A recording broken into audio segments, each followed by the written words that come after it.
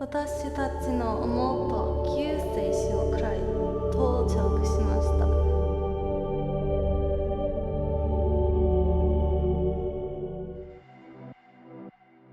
Today I want to discuss the upcoming MMORPG Dark and Light. I spoke about this game a few times in recent gaming news videos and also did a video on Dark and Light shortly after its announcement. But today I want to kind of summarize everything we know about this game, with it going into early access very soon. Now this video isn't to get you guys to ride another hype train or try to sell Dark and Light to you, but it is a game I'm excited for, therefore I'm covering it. If it doesn't appeal to you, then that's totally fine. So Dark and Light will be releasing on Steam in the next month or so. We have no specific date, but definitely before the end of the year. It's made on the Unreal Engine 4 and it features a massive open world so big you can almost expect endless exploration. In Dark and Light you are classless. The leveling system will be a mix of vertical and horizontal progression, so as you level you will gain attribute and skill points and can spec your character in a number of ways. This will kind of determine your character's playstyle. There will also be multiple servers, an open world PvP server, and a server or servers with restrictions such as when and where players can attack each other. There are plans to have 3 factions, and each faction will control a main city hub that functions as a neutral zone for players of that faction. The game was also said to have been first person, which was a major turnoff to many of you based off the feedback from previous videos. But in recent gameplay screenshots they are showing the characters in third person, and I believe it's been confirmed that this game will feature third person. There will be territorial conquest and sieges, so we can expect some large scale battles. And now I have mentioned PvP a little bit, but don't jump to conclusions yet on the open world PvP because they are aware of the mixed opinions towards open PvP and have stated that the plans for it are not entirely set in stone yet, and a number of solutions are being considered. Judging from the few gifs we've seen, because we have no actual footage of the combat or gameplay, the combat looks fucking amazing. Almost like Black Desert, maybe even better. You can see this class using a scythe destroying this monster in the background, and you can see a dragon moving in closer. Now maybe it's just flying around, but they have mentioned that mounts will be a huge part of this game. There will be ground and flying mounts. There are also floating islands in the sky, and most likely you'll need a flying mount to reach it. The mounts can also help you in combat. In this GIF you can see a casting class, and again the combat just looks amazing and the third person looks good as well. As stated on 2P, these are just for reference and subject to change, so who knows, but from what we see, in my opinion this looks really good. Enchanted weapons and spells will be a huge part of this game. Since you don't really have a class, it's going to be cool to see how people spec their characters and choose different playstyles. Can you switch back and forth between using your enchanted sword and throwing fireballs? Who knows, but I get the feeling that you can. Guess we'll find out soon. DNL will feature a player-driven economy with rare materials and resources that can only be found in certain regions, which means players will have to fight to gain control of these resources. Whoever has them on lock will be able to make the most profit and craft the best weapons, enchant the best weapons, you get it.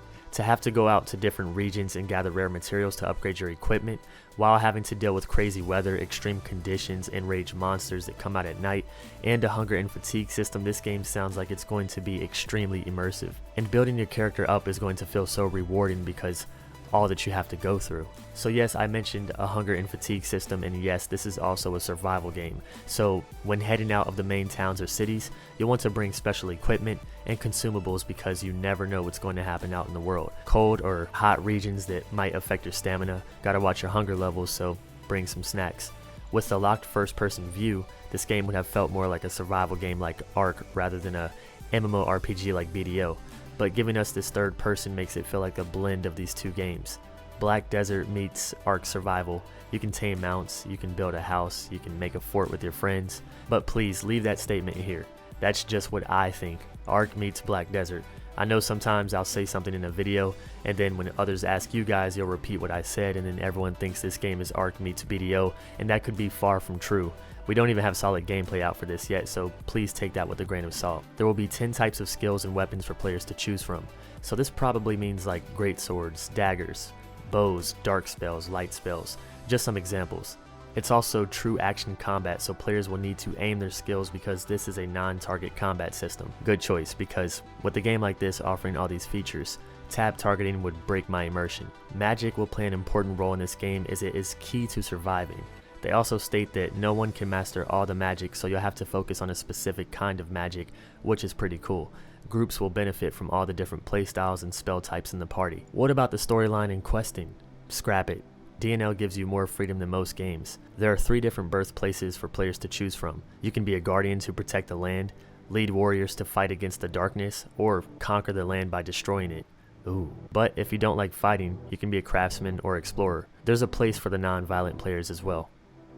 Actually, PvE is still pretty violent. You can also build or rent houses, and if you control a city, you can expand your territory and build your own empire. Players from different factions can also work together or kill each other. It's really up to the people in the server. You can probably enjoy this game as a solo player, but to enjoy everything Dark and Light has to offer will take friends and teamwork. So looking for a new game to conquer or enjoy and get lost in the world with friends, this will be perfect for that. So as I mentioned, you can build your own house.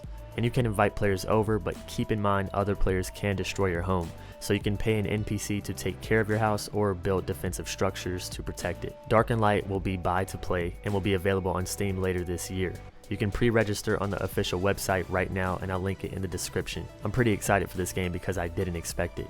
It just came out of nowhere, and we'll be seeing it very soon, and that makes me so happy. I hate when a game's like, look at me, look at all my awesome features. I'm just the best game ever, but don't expect me for another year or so. No. Why? Why tease us so early?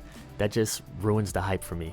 Yeah, I said me. I know that doesn't apply to everybody. With this game, I can imagine trying to venture off at night with a group of friends, but having to prepare in a town by getting torches, crafting potions, bringing food from the animals we hunted earlier, and then going into some super dark forest and having to fight ghosts and crazy creatures because the enemies are much more pissed at night, and then discovering a new region but realizing we weren't prepared because there's lava everywhere, and then we all die and lose all the gear we worked for weeks.